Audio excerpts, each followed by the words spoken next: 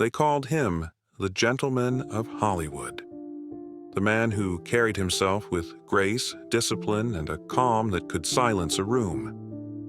Denzel Washington was not just an actor. He was a symbol of dignity in a world fueled by scandal. But beneath that composed exterior, behind the award speeches and red carpet smiles, whispers began to travel. Stories of tense encounters, cold shoulders on set, quiet rivalries that never made the tabloid's front page. Because if Denzel Washington was revered for his restraint, what did it mean when even he could not hide his dislike? Tonight, we peel back the curtain on a side of the legend few dare to discuss. A countdown of the 5 actors who, through clashes of ego, competition, or pure misunderstanding, found themselves on the wrong side of Denzel Washington.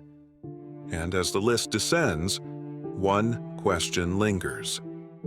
Was it hate, or was it something far more complicated? Number 5.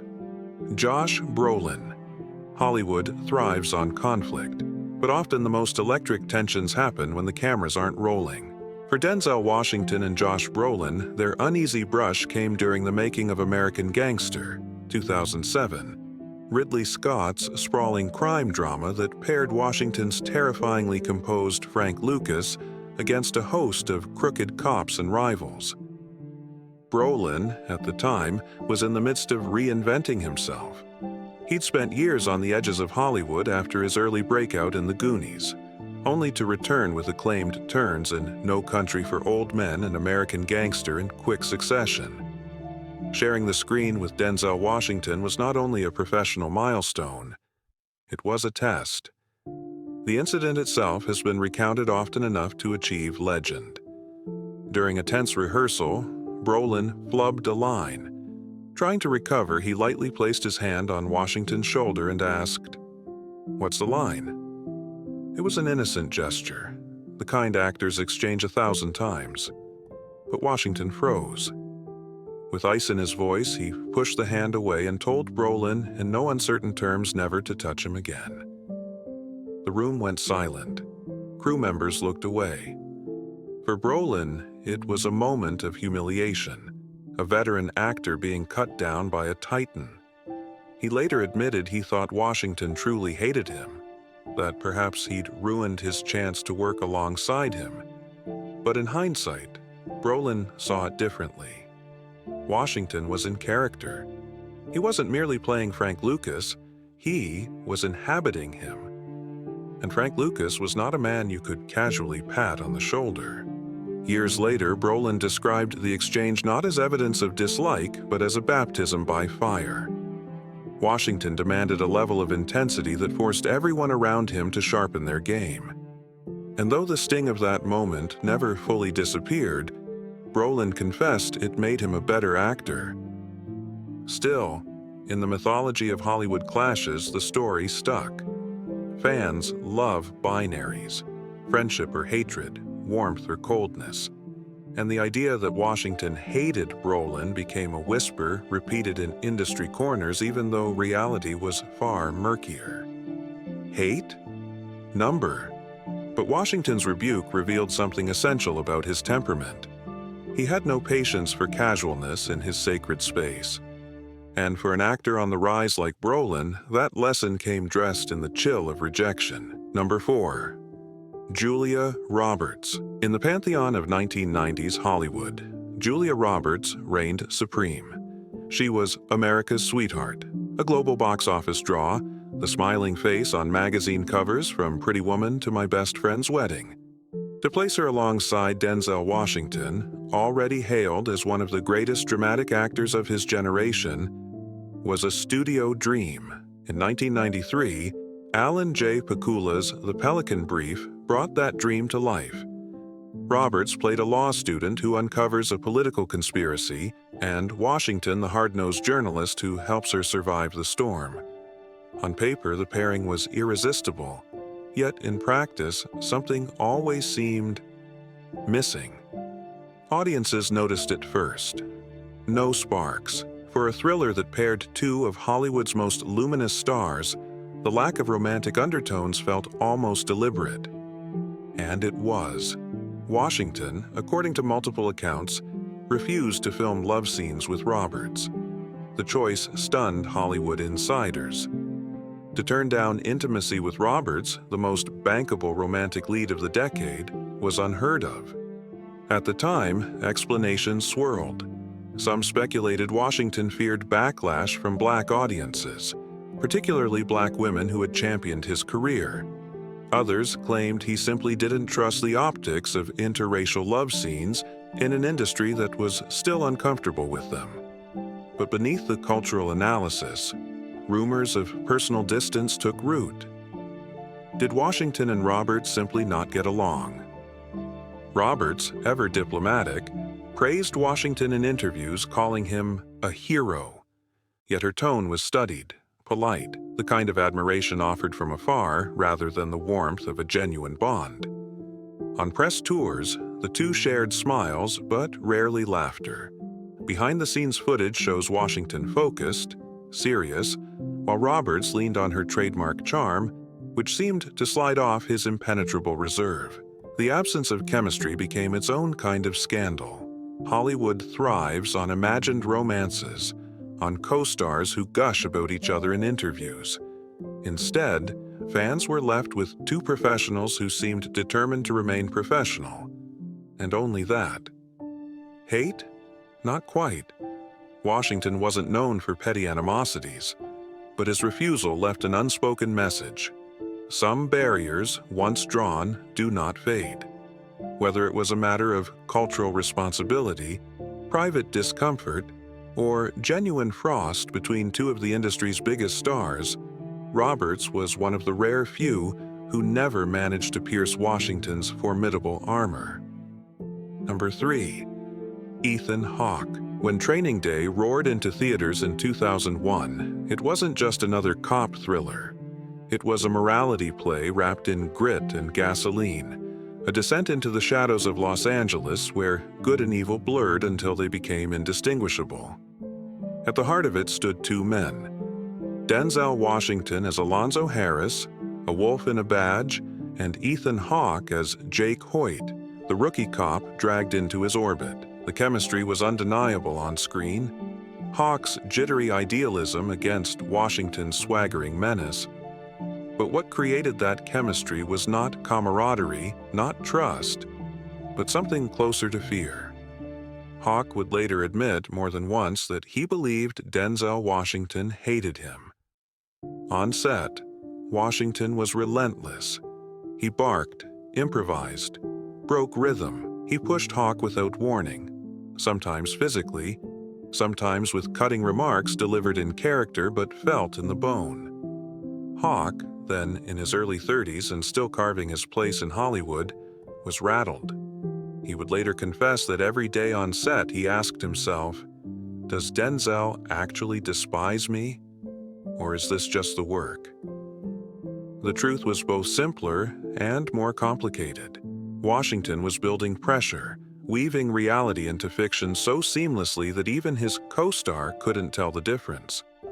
He wanted Hawke unsteady, unsure of himself, because Jake Hoyt was supposed to be unsteady, unsure, and in the crucible of that discomfort, magic happened. Their tension translated into the very texture of the film. Every glance, every shouted line, every moment of hesitation felt real because it was real. Hawke's performance earned him his first Academy Award nomination. Washington's earned him his second win. In the aftermath, Hawke acknowledged that the discomfort was part of the process, that perhaps Washington had been manipulating him into greatness.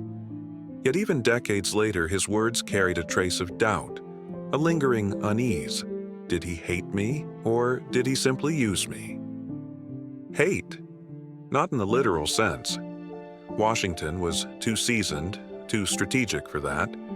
But for Hawke, living inside that firestorm, the distinction may not have mattered. To feel hated is sometimes worse than being hated. And in Training Day, that raw feeling became the oxygen of the film itself. Number 2. Leonardo DiCaprio. If Hollywood were a kingdom, then Denzel Washington and Leonardo DiCaprio would be kings of rival courts. Each anointed by critics, each adored by audiences, yet cut from very different cloth. Washington rose from theater, honing his craft on Shakespeare and August Wilson, carving a reputation as a disciplined artisan of performance. DiCaprio, meanwhile, exploded into superstardom in the 1990s. First as a teen idol, then as the face of Titanic, before clawing his way to respectability through collaborations with Martin Scorsese and a hunger for prestige roles. From the outside, it seemed inevitable they would one day collide. And while no open feud ever erupted between them, the undercurrent of tension was unmistakable. In interviews during the 1990s, Washington often praised the rising crop of young actors, men like Edward Norton, who had proven themselves through theater and raw craft. When asked about DiCaprio, however, his praise was always restrained. His words clipped, careful, never cruel, but never effusive. For Washington, who respected sweat and discipline above all else, DiCaprio's rapid ascent smacked of Hollywood hype, a creation of tabloids and teenage obsession, rather than the slow burn of artistry. As the years went by, the gulf seemed to widen. At award shows, the two appeared side by side but never seemed to share warmth. No backslaps, no laughter, no stories of late-night dinners or shared rehearsals, just polite nods across a crowded room. Industry gossip filled the silence. Did Washington dismiss DiCaprio as a pretty boy? Did DiCaprio resent Washington's cool distance? For DiCaprio, the sting may have been sharper. He spoke glowingly of Washington as an inspiration, someone whose performances set the standard for screen presence. But Washington, ever deliberate, never reciprocated publicly. His refusal to endorse DiCaprio carried the weight of judgment. Sometimes silence is louder than condemnation. It's worth remembering, too, that Washington came of age in an era where black actors fought tooth and nail for serious roles, denied access to entire genres, entire narratives. To see DiCaprio celebrated for boyish charm and swept along by a studio machine may have grated against Washington's sense of hard-earned legitimacy. Hate? Perhaps not. But disdain? Almost certainly. Washington wasn't petty, but he was exacting. And to withhold his approval from DiCaprio was, in itself, an act of quiet rebellion. In Hollywood, respect is a kind of currency, and Washington never seemed willing to spend his on DiCaprio.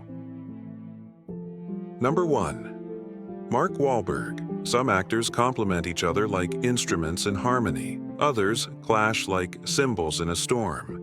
When Denzel Washington and Mark Wahlberg came together for Two Guns in 2013, it was billed as a buddy action comedy, the kind of mismatched pair formula that Hollywood has been recycling for decades. But behind the laughter, the explosions, and the glossy marketing, something else simmered, an oil and water pairing that never truly mixed. Washington was entering his late 50s then, a statesman of cinema, his career marked by gravitas and precision. Wahlberg, on the other hand, carried the energy of his hip-hop-infused past, that swagger of a man who still saw himself as the street-tough underdog turned the star. He thrived on improv, on breaking the script with off-the-cuff humor. For Washington, who approached dialogue like sacred text, this looseness could feel like disrespect. On set, insiders whispered of visible friction. Wahlberg cracked jokes to keep the energy high, often tossing playful jabs in Washington's direction. Washington did not laugh. He gave him the same stare he had given countless characters on screen before. The cold, unblinking look that silences a room. It wasn't a fight. Not exactly, but the stillness was almost more powerful than shouting. Press tours made the contrast even clearer. In joint interviews, Wahlberg often took control of the conversation, his quick tongue and brash humor dominating. Washington, sitting beside him, seemed disengaged, almost irritated. When asked about Wahlberg, he offered polite but minimal words. no warmth, no stories of friendship off camera. At one particularly awkward event, Wahlberg ribbed Washington about his seriousness, calling him the straight man of the duo. Washington's frozen half-smile spoke volumes. What made this pairing combustible was not a single fight, but a collision of philosophies. Washington was an actor who believed in craft, in discipline, in respecting the work. Wahlberg was a performer who believed in charm, in energy, in bending the rules.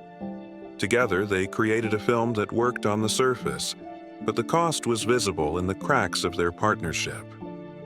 After Two Guns, there were no sequels, no talk of reuniting. Hollywood, which usually seizes on box office chemistry, let the duo fade into memory. Wahlberg moved on to other projects, his brashness intact. Washington returned to the kind of roles that demanded stillness, intensity, mastery. Hate? If Denzel Washington ever allowed the word to creep close, Mark Wahlberg may have been its target. Wahlberg represented the side of Hollywood Washington distrusted most. Flash over foundation, noise over nuance. Washington never said it aloud. He didn't have to. Sometimes hatred is not in the words, but in the silence, in the clipped answers, in the refusal to return. And so, among the whispered names and speculative tensions, Wahlberg stands at the top of this list, not because of one scandalous fight, but because he seemed to embody everything Washington could never respect. The closing coda. Hollywood thrives on the myth of enmity. It is easier, somehow, to imagine our idols locked in secret wars than to accept them as professionals doing their jobs. And when the idol in question is Denzel Washington, a man known for discipline, restraint, and a devotion to craft, the whispers of hatred gain even more weight. Yet as we sift through the moments, Josh Brolin's wounded pride on American Gangster, Julia Roberts kept at a dignified distance, Ethan Hawke left trembling in Training Day, Leonardo DiCaprio denied the warmth of approval, and Mark Wahlberg frozen beneath a stare, the truth begins to reveal itself. Denzel Washington is not a man who hates. He is a man who measures. He is a man who guards his space as carefully as he delivers his lines. In a business built on false smiles and whispered betrayals, Washington's silences speak the loudest. He does not lash out in tabloids. He does not stage public feuds. Instead, his disapproval is colder, subtler, more devastating. It is the refusal to laugh at a joke, the clipped response in an interview, the handshake without the smile. And perhaps that is why these stories linger. Because to be disliked by Denzel Washington is not to be shouted at. It is to feel the weight of his indifference. In a world of noise, his quiet cuts deeper. But let us not forget, these 5 names, whether clashing for a moment or for a career, stand as exceptions. Washington has built decades of respect, elevating those who stand beside him, offering mentorship, and carrying himself with a dignity that few can rival. If conflict followed him, it was because he demanded more, from the craft, from the industry, and from those bold enough to share the screen with him. In the end, the legend of Denzel Washington is not written in the grudges he held, but in the standards he refused to lower. And perhaps that is the most telling truth of all. Hatred fades, but integrity endures. So I ask you, what do you think? Were these moments proof of dislike, or just the heat of artistry colliding?